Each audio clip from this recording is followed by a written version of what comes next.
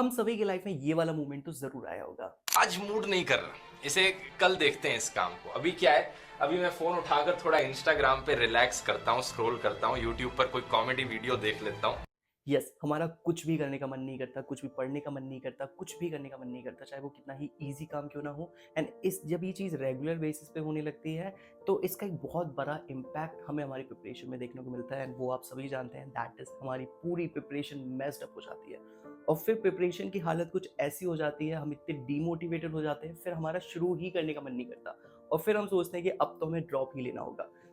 गलती इससे पहले बहुत बड़ी हो जाए, आइए जानते हैं इस वीडियो में कि किस तरीके से आप प्रोक्रेस्टिनेशन या फिर ये जो आपकी टालने वाली आदत है उससे छुटकारा पा सकते हैं।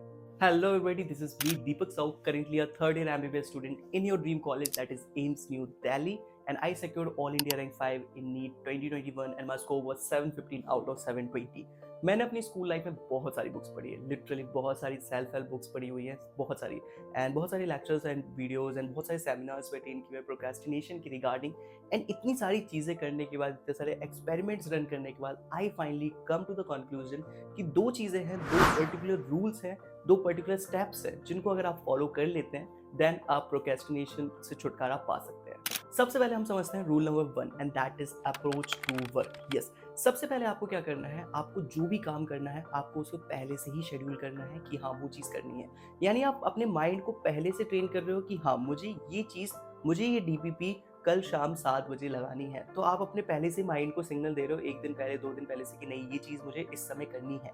दूसरी चीज़, आपका जो अप्रोच टू वर्क है कि आप अपने काम को कैसे देखते हो। आपको सिर्फ ये नहीं सोचना है कि वो काम खत्म हो जाएगा तो कितना अच्छा फील करोगे, आपको बल्कि ये भी सोचना है कि उस काम को करने के लिए आपको क्या-क्या चाहिए। फॉर एग्जांपल, अगर आपके मॉक टेस्ट में कम मार्क्स आ रहे हैं, तो आप ये मत सोचो कि मॉक टेस्ट में मार्क्स कैसे बढ़ेंगे, मॉक टेस्ट में मार्क्स कैसे बढ़ेंगे, तो फिर काम आपको बहुत बड़ा दिखाई देगा। आप ये सोचो कि मॉक टेस्ट में मार्क्स बढ़ाने के लिए, अगर मॉक टेस्ट में इस वाले मॉक टेस्ट में ग्रेविटेशन चैप्टर आ रहा है, तो मुझे ग्रेविटेशन का जो मेरा टफ वाला पोर्शन है कि मुझे ग्रेविटेशन पोटेंशियल के क्वेश्चन नहीं आते, मैं उसके 10-15 क्वेश्चन ट्राई कर लेता हूँ, तो मेरे मार्क्स थोड़े से बढ़ जाएंगे। तो आपने सोचा कि मैंने यहाँ पे क्या किया, जो आपकी बड़ी प्रॉब्लम थी उसको एक छोटी सी प्रॉब्लम में तोड़ दिया। एंड वो छोटी सी प्रॉब्लम अब आपको थोड़ा सा ईजी लग रही है कि हाँ 10-15 क्वेश्चन लगा लूंगा तो शायद 2-3 क्वेश्चन सही कर लूंगा, तो 16-20 मार्क्स बढ़ जाएंगे मॉक टेस्ट में। इसी तरीके से किसी भी काम को स्टार्ट करने से पहले वो शेड्यूल्ड होना चाहिए कि आपके दिमाग को पहले से पता हो कि ये चीज़ होने वाली है। एंड दूसरी, आपका जो अप्रोच है वो काम के प्रति ये नहीं होना चाहिए कि जब वो काम कंप्लीट हो जाएगा तो कैसे होगा। आपको बल्कि ये अप्रोच होना चाहिए कि उस काम का एक्चुअल प्रोसीजर पे आपको फोकस करना है, एक्चुअल प्रोसीजर के बारे में सोचना है। जब आप एक्चुअल प्रोसीजर के बारे में सोचते हो तो आपका माइंड रेडी हो रहा होता है वो एक्चुअल काम करने में।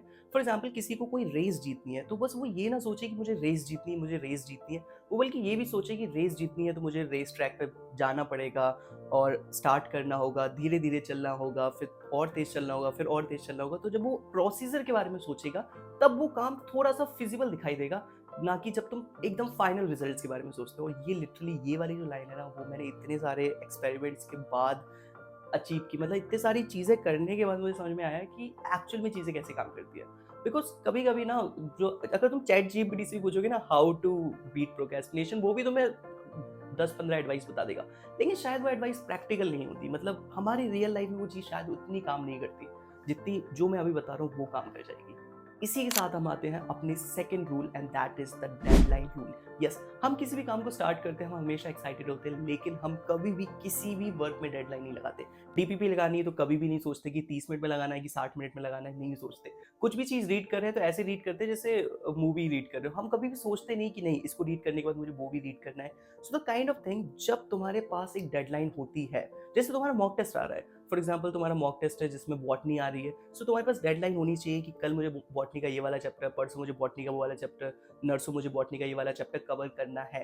तो जब तुम्हारे दिमाग में डेडलाइंस चलती रहती हैं तो तुम्हारे दिमाग जो होता है वो थोड़े अलर्ट मोड में होता है कि यस करना है भाई, आज आखिरी दिन है, आज आखिरी दिन है इस काम को करने का। और तुम्हें अपनी डेडलाइंस को सीरियसली लेना होगा। अगर तुम अपनी डेडलाइन को ऐसे शिफ्ट करते रहोगे, चलो आज नहीं हुआ कल कर लेंगे, आज नहीं हुआ चलो परसों कर लेंगे, कोई बात नहीं। तुम्हें अपनी डेडलाइंस को सीरियसली लेना होगा एंड तुम्हें अपने हर वर्क के साथ एक डेडलाइन का टैग लगाना है कि नहीं ये काम तो इस समय तक हो जाना है, ये वाला काम इस समय तक कर लेना है। तो फिर तुम्हारा माइंड धीरे धीरे डेडलाइंस को अचीव करना स्टार्ट करेगा। तो that is a very fundamental human brain, जो मैं आपको बता रहा हूँ कि किस तरीके से हमारा दिमाग काम को देखता है और किस तरीके से आपको अप्रोच करना है। आई गेस ये जो 2 रूल हैं, अगर आप इस पे काम करोगे, आप डेफिनिटली 1-2 महीने में आपकी जो हैबिट है प्रोक्रेस्टिनेशन की, काम को टालने की, वो बिल्कुल खत्म हो जाएगी। And this is already proven rules, बहुत सारी जगह ऑलरेडी इसको प्रूव किया हुआ है। So go and just do it. या आई गेस अगर वीडियो आपको यूजफुल डेफिनेटली लगा होगा, so please hit the subscribe button and हम मिलते हैं आपसे अगली वीडियो में।